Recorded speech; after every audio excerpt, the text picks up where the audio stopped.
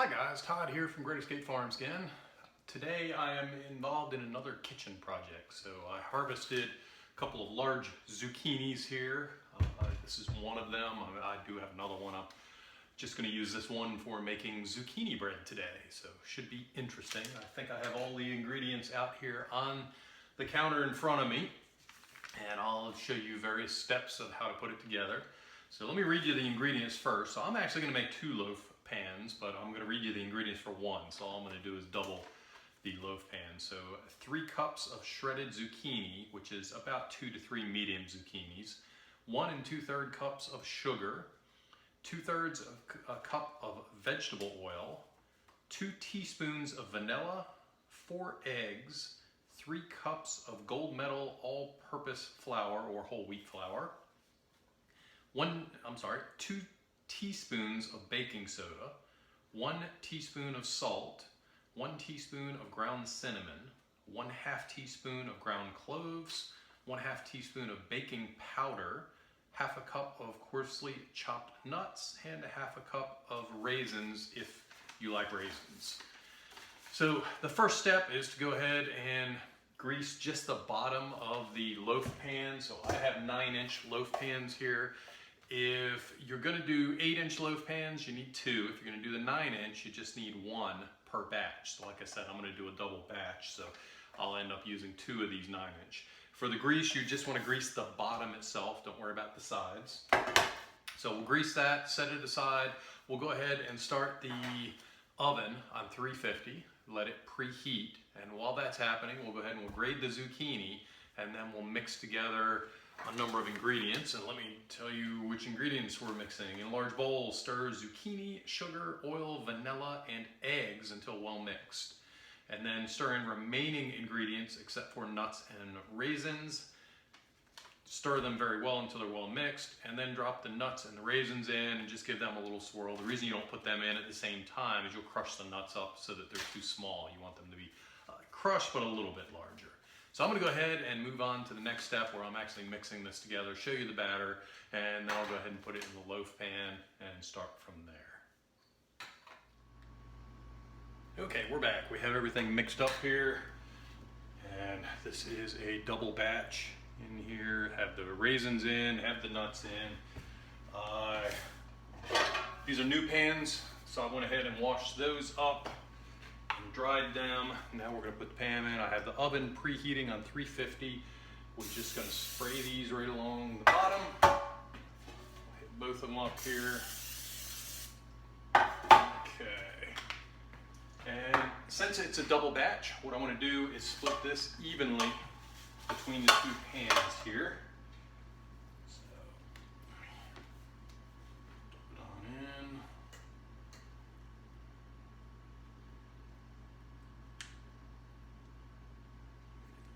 The other one.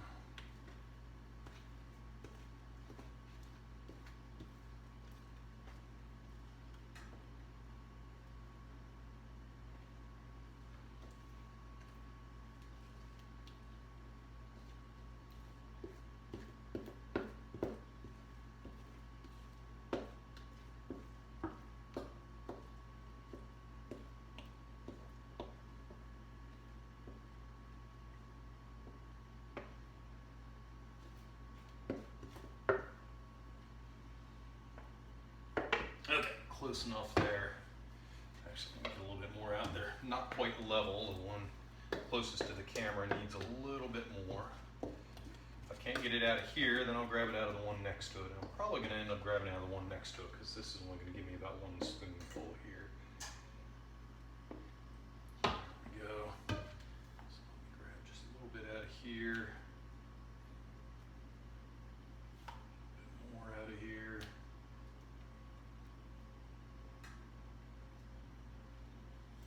Now we are just about level. So what I'm going to do is put them into the oven.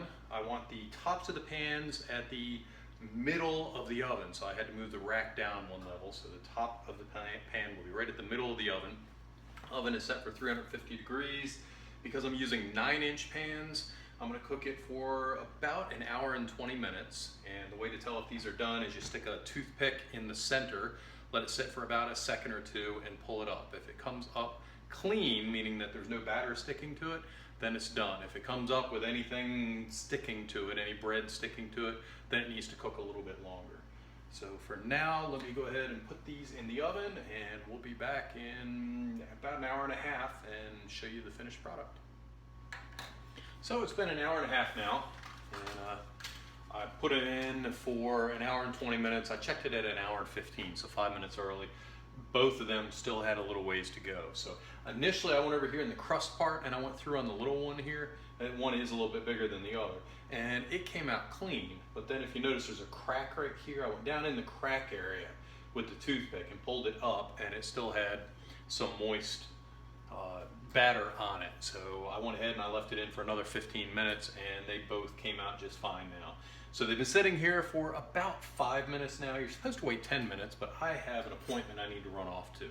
So what you have to do at this point, after they've been sitting here for 10 minutes on a rack in the bowl, you take a knife and you loosen up all the way around, and you're not really cutting anything, you're just kind of making sure that it's loose. And if you remember, we put grease on the bottom. So we loosen the sides, there's grease on the bottom. This should fall right out. We're gonna flip it up, and it does. It comes out nice and clean with nothing in the pan here. And we want to leave it with the top side up on the rack for 2 hours. And then at the 2 hour mark, we will go ahead and cut it. So I will go ahead and loosen this one up as well. This one is a little bit bigger, but still seems to loosen up pretty good here. Flip it over, and now we just let them sit just like that for 2 hours, and then we can come back and slice them and give them a little taste test.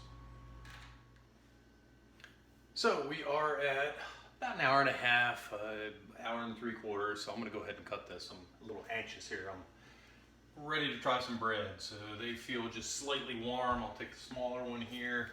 I think this is called a bread knife right here. It has the little serrations on the bottom that you can see. This is usually what I found is best for cutting. I'm just trying to go right on across.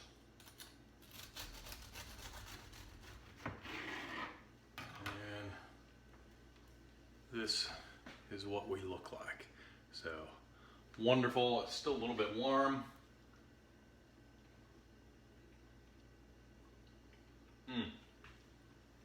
And this was worth the wait.